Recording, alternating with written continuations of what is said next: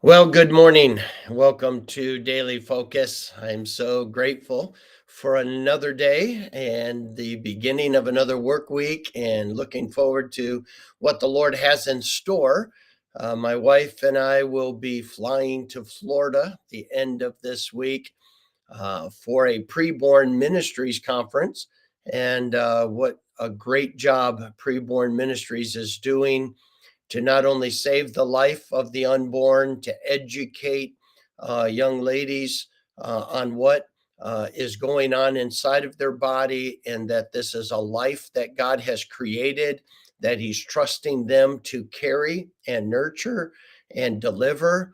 And the Lord has really blessed this ministry. They're saving tons of babies' lives every day, and I thank the Lord for the ministry and the opportunity to be a support to them. And then we'll be traveling across the state and enjoying our family Christmas in Florida.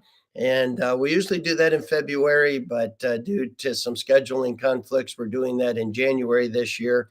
And of course, the Berlin family, all of our kids, look forward to getting together and enjoying some time and celebrating Christmas together as a family in Florida.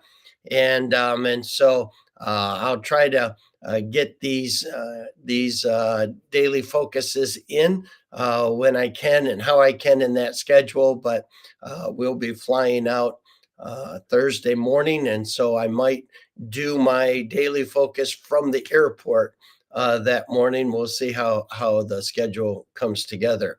Well, we are talking about the trial of Jesus and how unjust it was or unjust it was. Um, we are talking about the agenda that the high priest and the scribes and the religious leaders of the day had, that was so self centered and carnal. And yet, Jesus is being threatened, he is being beaten, he is going to be condemned to death. Today, I've entitled this, Do I Release a Killer or a Healer? Jesus, when he was threatened, threatened not. When he was reviled, he reviled not.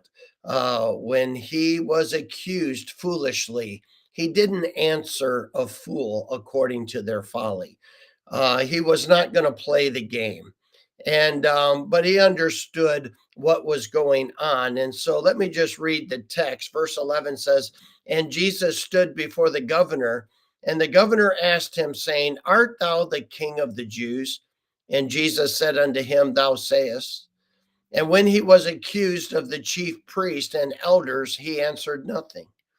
Then said Pilate unto him, Hearest thou not how many things they witness against thee? And he answered him to never a word, insomuch that the governor marveled greatly. Now, at that feast, the governor was wont to release, or typically he would release a prisoner, and so I unto the people, and he's going to make this decision. He's going to say, okay, I can't believe that we're even having this trial. I can't believe that this stuff is being made up. Tomorrow we're going to look at the fact that um, Pilate simply says, I find no fault in this man. There is nothing worthy. There's not an accusation that's sticking. There's not a thing that's worthy of indictment or conviction. Certainly, there's not one thing worthy of death. And so he's in this bewilderment leading to those statements, and he just can't believe what is going on. And so he thinks, well, certainly, if I offer a killer compared to a healer, they're not going to want me to release this killer. And um and so that's kind of where he is. This is a time when he would release somebody. And so he says to unto the people, a prisoner whom they would. And they had then a notable prisoner called Barnabas. Therefore, when they had gathered together, Pilate said unto them, Whom will ye that I release unto you, Barabbas or Jesus, which is called Christ? For he knew that for envy they had delivered him. In other words, they knew there was a jealousy. He knew that there was a false accusation, a false witness. He realized this was a charade. We've witnessed some of that even in our day in America, which we never thought we would. But here we are, the carnality of man, the depravity of man on display. It's not new. It was way back here with Jesus as well. And Pilate is kind of in a twixt between two. Um, and he thinks, here, I'll keep from having this travesty by making such a contrast that there's no way that they would release a killer over a healer, but they did. Now, Matthew doesn't tell us what the decision was per se, because it goes right into the judgment seat, and basically Jesus uh, is going to be accused, and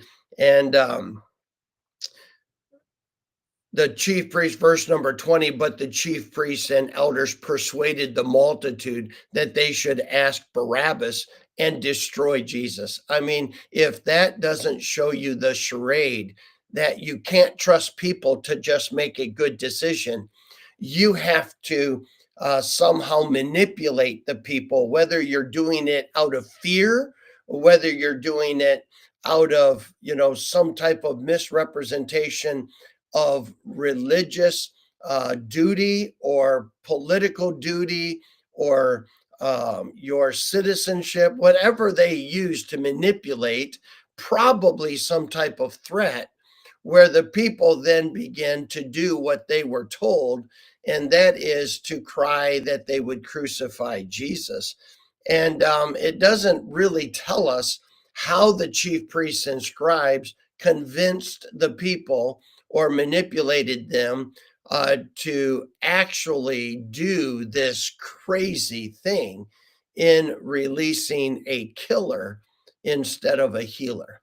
Well, I say all of that. You know the story. This is not, new to you, but to just remind us that Jesus is the great example of what we do when we're falsely accused, what we do when we are in difficult circumstances and situations, and that is that we do the right thing and trust our heavenly Father, that there is a purpose and plan for everything God brings or allows into our life, and we can trust him.